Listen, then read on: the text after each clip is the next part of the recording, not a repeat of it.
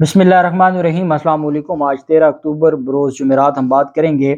आज chief justice की तरफ से एक बड़ा अहम फैसला सामने आया है और ये बड़े अरसे बाद हमने देखा है कि करप्शन की बुनियाद पर किसी जज को ओहदे से हटाया गया हो। अहम तफसीलात हैं जो मैं आपके साथ शेयर करूँगा और साथ हम बात करेंगे कि जो इम्पोर्टेड हुकूमत है और सिंध हुकूमत जो जरदारी माफिया की हुकूमत है, उन्होंने दोबारा जब उनकी एक दफ़ा दरख्वास्त मुस्तरद हो गई, फिर पता नहीं ऐसा क्या होता है कि चीफ इलेक्शन कमिश्नर के साथ उनकी कोई बातचीत होती है और वो दोबारा एक नई दरख्वास्त दे देते हैं और उनको उम्मीद भी होती है कि ये दरख्वास्त हमारी सुनी जाएगी। एक दिन पहले फैसला आता है। अब परसों आपको मैंने बताया था कि इलेक्शन कमीशन ने बाकायदा इजलास बुलाया और उसमें कहा कि जो ज़िमनी इलेक्शन है और बलदियाती इलेक्शन हैं वो टाइम पर होंगे। एक दिन नहीं गुजरा और वो सिंध हुकूमत की दरख्वास्त मुस्तरद कर दी थी। दोबारा सिंध हुकूमत दरख्वास्त कर रही है इलेक्शन मुलतवी करने का।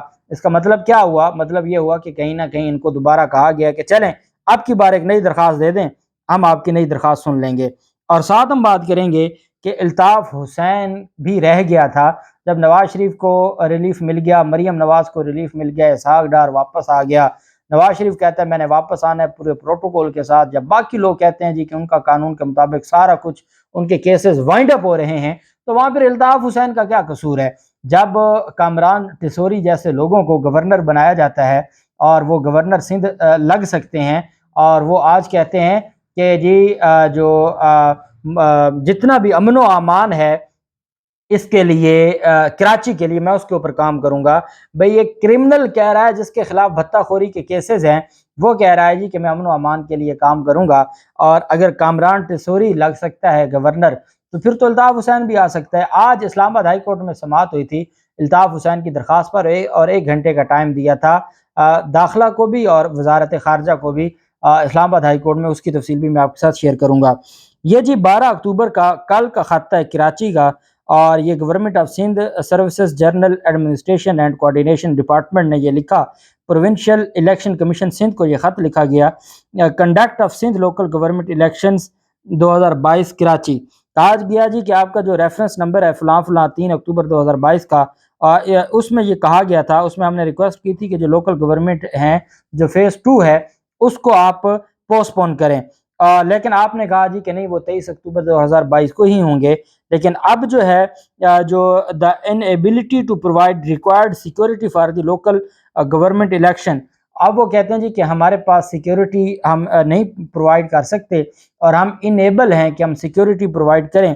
इस वजह से बराए मेहरबानी जो इलेक्शन है उसको मुलतवी किया जाए। इनको पता है कि बुरी तरह ये हारेंगे। पाकिस्तान तहरीक इंसाफ ना सिर्फ क्लीन स्वीप करेगी बल्कि इनके इनके जो कैंडिडेट्स हैं कराची में से उनकी जमानतें जब्त हो जाएंगी। इन्होंने पूरी कोशिश की कि हमने कैसे जो धांधली करनी है। अब जब इनको पता चला कि धांधली नहीं हो पाएगी, दोबारा इन्होंने इलेक्शन कमीशन को कहा जी कि सिक्योरिटी हम नहीं दे सकते। और जो इंस्पेक्टर जनरल ऑफ पुलिस है वो उनसे मीटिंग हुई है और वो ये कह रहा है जी कि मैं सिक्योरिटी नहीं दे सकता।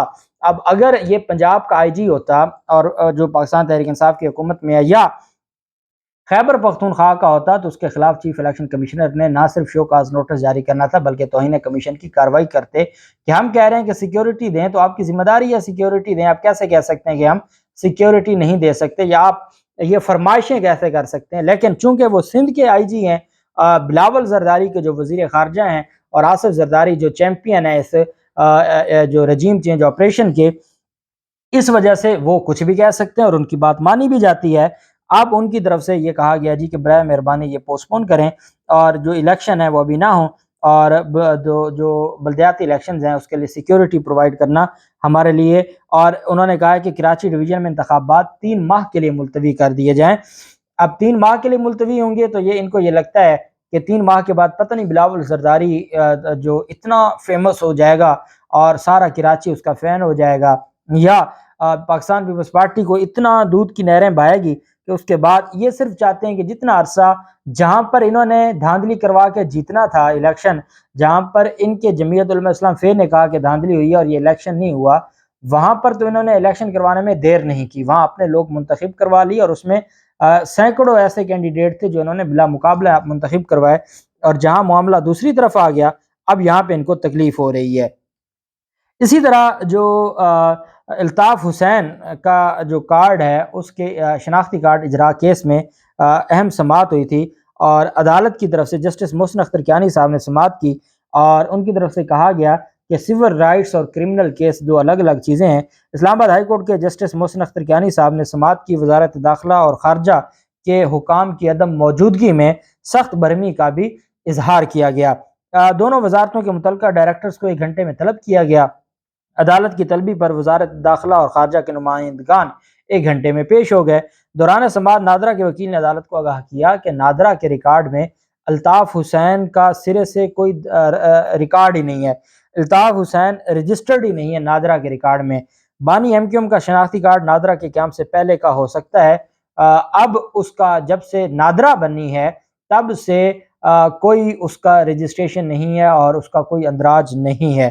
عدالتی استفسار پر ڈپٹی اسپیکر داخلہ نے بتایا کہ اگر نادرا الطاف حسین کو نائکوپ جاری کر دے تو ہمیں کوئی اعتراض نہیں ہے۔ ڈپٹی اٹارنی جنرل نے کہا کہ الطاف حسین عمران فاروق قتل کیس میں اشتہاری ملزم ہے اور عدالتی حکم تک الطاف حسین کا شناختی کارڈ اور پاسپورٹ جاری نہیں کیا جا سکتا۔ جسٹس محسن اختر کیانی صاحب نے ریمارکس دیے کہ سول رائٹس اور کرمنل کیس دو الگ الگ چیزیں ہیں۔ وزارت داخلہ والے کیسے عجیب لوگ ہیں، کیا الطاف حسین کی درخواست کبھی دیکھی بھی ہے؟ ایک درخواست 2014 سے زیر التوا ہے، اسے دیکھیں تو صحیح۔ اگر الطاف حسین کی شناختی کارڈ کی درخواست مسترد کر دی ہے تو وہ بھی بتا دیں تاکہ ہم اس جو درخواست ہے اس کے اوپر سماعت کر سکیں یا ہم اس درخواست کو دیکھ سکیں۔ الگ الگ چیزیں ہیں تو عدالت نے کہا 2014 میں آپ کے پاس ایک درخواست پینڈنگ پڑی ہے، آپ نے اس کو منظور کیا، خارج کیا، کچھ تو بتائیں آپ نے اس درخواست کا کیا کیا ہے۔ عدالت نے سیکرٹری داخلہ کو وزارت خارجہ سے مشاورت کے بعد رپورٹ جمع کرانے کی ہدایت کی اور کیس کی سماعت 26 اکتوبر تک ملتوی کر دی۔ اب کیونکہ میں نے آپ کو بتایا تھا کہ وہ تو ایک ویڈیو بھی وائرل ہوئی ہے الطاف حسین کی جس میں وہ معافی مانگ رہا ہے بڑے انوکھے انداز میں، تو جب نواز شریف اور اسحاق ڈار جو باہر بیٹھ کر ہماری عدالتوں اور اداروں کے بارے میں جو کچھ کہتے تھے اور جن کے بارے میں جو کچھ کہا گیا تھا وہ ساری دنیا جانتی ہے، اور یہ بھی کہا گیا تھا کہ اسحاق ڈار نے پاکستان کا اور پاکستان کے خزانے کا بیڑا غرق کیا، آج وہ اسحاق ڈار ہمارے ملک پر دوبارہ وزیر خزانہ بن کے بیٹھا ہے۔ اسحاق ڈار کی درخواست پر آج کل سماعت ہوئی تھی اور بتایا گیا جی کہ وہ مچلکے جمع ان کے منظور کر لیں، ابھی مچلکے نہیں ان کے منظور ہوئے تھے، وہ امریکہ چلے گئے IMF کے ساتھ ڈیل کرنے کے لیے برطانیہ سے ہوتے ہوئے۔ تو اب عدالت میں جج بشیر صاحب تو تھے نہیں کل، تو ان کی جگہ جج اعظم خان صاحب تھے، اور اعظم خان صاحب کے پاس جب یہ معاملہ گیا تو انہوں نے ان کی جو درخواست تھی 1 روزہ حاضری معافی کی منظور کرتے ہوئے 9 نومبر کی تاریخ دی ہے، تقریباً 1 مہینے کی تاریخ کل دے دی گئی، اور یہ آمدن سے زیادہ اثاثہ جات کیس ہے اور یہ اولڈ کیس ہے، پرانا چلتا آ رہا ہے، تو وہاں پہ الطاف حسین کا بھی جو معاملہ ہے اس کو دیکھ لینا چاہیے۔ اور ہم کیا دیکھیں گے، ہم تو چیختے رہیں گے، روتے رہیں گے کہ یہ دہشت گرد ہیں، ان لوگوں نے کراچی کا بیڑا غرق کیا، ریاست کو بڑا نقصان پہنچایا، ریاست کے دشمنوں کے ساتھ بیٹھے رہے۔ حسین حقانی اگر آج یا جو طارق فاطمی جیسے لوگ ہیں ڈان لیگز کے، یا مریم نواز جیسے لوگ ہیں جو ڈان لیگز کے مرکزی کردار ہیں، اگر وہ دوبارہ سے فیورٹ ہو سکتے ہیں تو پھر تو کچھ بھی ہو سکتا ہے۔ ہم تو دعا کرتے ہیں کہ اللہ پاک ہمارے ملک کو ایسے لوگوں سے محفوظ رکھے۔ Chief justice Sindh high court کی طرف سے ایک اہم فیصلہ سامنے ہے۔ آپ جانتے ہیں کہ سندھ ہائی کورٹ کی جو تقرریاں ہیں سول ججز کی، اس کے اوپر پہلے بھی بہت سوال اٹھا تھا، اور یہ معاملہ جب سپریم کورٹ آف پاکستان میں گیا تھا تو سپریم کورٹ آف پاکستان نے برہمی کا اظہار کیا تھا اور رجسٹرار سندھ ہائی کورٹ کو طلب کیا تھا اور سرزنش کی تھی، اور عدالت نے تمام ججز کا جو ان کا جو تقرریاں ہیں جو لوور جوڈیشری ہے اس کا ریکارڈ طلب کیا تھا، اس میں بڑے پیمانے پر گھپلے تھے۔ اب کیا ہوتا ہے کہ اس پر عدالت میں آج تک دوبارہ وہ کیس نہیں لگا، کیونکہ جہاں پر یہی تو رونا ہے کہ آپ کے اپنے ادارے کی جب بات آتی ہے کرپشن کی تو وہ معاملہ دبا دیا جاتا ہے۔ اس میں باقاعدہ یہ کہا گیا تھا کہ سندھ ہائی کورٹ کے چیف جسٹس نے اپنے ملازمین کے اور رشتہ داروں کو نوازا، اور جو جن لوگوں کو بھرتی کیا گیا تھا اس میں ان کو فائدہ دیا گیا، اور باقی ایک رپورٹ طلب کی گئی تھی، سپریم کورٹ نے یہ ایکشن لیا تھا۔ اب جی یہ مجسٹریٹ صاحب ہیں، سول جج صاحب ہیں، جوڈیشل مجسٹریٹ کندھ کوٹ کامران علی شاہ، ان کو عہدے سے ہٹا دیا گیا ہے۔ رجسٹرار سندھ ہائی کورٹ کی جانب سے جاری نوٹیفیکیشن میں کہا گیا ہے کہ ان پر کرپشن کا الزام ہے اور بڑے سخت الزامات کرپشن کے لگائے گئے تھے، اور اس بنیاد پر ان کے خلاف یہ ساری کی ساری کارروائی شروع ہوئی ہے۔ کامران علی شاہ کو فوری سندھ ہائی کورٹ رپورٹ کرنے کی ہدایت کی گئی اور کہا گیا کہ ان کو، اب آپ دیکھیں کرپشن، کیونکہ ہمارے ملک میں کرپشن کوئی بڑا جرم نہیں ہے، اور نہ ہمارے ادارے اس کو کوئی بڑا جرم سمجھتے ہیں، نہ ہماری عدالتیں سمجھتی ہیں، اور چاہے بھلے آپ 16 ارب روپے کی منی لانڈرنگ کے ملزم کو ہمارے ساتھ پر وزیر اعظم بنا دیں، جس دن فرد جرم عائد ہو اس دن وہ وزیر اعظم بنے، جس دن وہ بیرون ملک دورے پر ہو اس دن اس کو عدالتیں پیچھے سے بری کر دیں، تو یہ انوکھا کام تو ہمارے ملک میں ہی ہوتا ہے، چونکہ کرپشن کو گناہ نہیں سمجھا جاتا، اور یہ سارے لوگ، ان کا اجماع ہے، جتنے بھی طاقتور ہمارے ادارے ہیں یا عدالتیں ہیں، بیوروکریٹس ہیں یا سیاستدان ہیں، ان کا اس بات پر اجماع ہے کہ کرپشن کوئی بری بات نہیں ہے۔ ایک جج کو کرپشن کی بنیاد پر معطل کیا جاتا ہے، اور رجسٹرار سندھ ہائی کورٹ کی طرف سے ایک اور یہ chief justice Sindh high court نے ان کو معطل کیا، رجسٹرار سندھ ہائی کورٹ ان کو معطلی کا نوٹیفیکیشن جاری کرتے ہوئے انہیں کہتے ہیں کہ آپ سندھ ہائی کورٹ میں پیش ہوں، اور سندھ ہائی کورٹ میں آپ کو بلایا جاتا ہے، اور ساتھ یہ کہا جاتا ہے کہ آپ کو معطل تو کر دیا ہے لیکن آپ کو تنخواہ بھی ملتی رہے گی اور الاؤنس بھی ملتا رہے گا، کیونکہ کرپشن ہے نا جی، کرپشن کو بہت بڑا تو الزام نہیں ہے، کرپشن کو بہت بڑا جرم تو نہیں ہے، ایک بندے نے کرپشن کی ہے، وہ جج ہے، اس کو آپ نے معطل کر دیا ہے، آپ نے اس کی تنخواہ بھی جاری رکھی ہوئی ہے، آپ نے اس کے الاؤنس بھی جاری رکھے ہوئے ہیں، یہ ہمارے ملک کا نظام ہے اور یہ ہمارے ملک کا احتساب ہے۔ جب عدالتوں میں یہ احتساب ہے تو سیاستدانوں کا کیا خاک احتساب ہوگا۔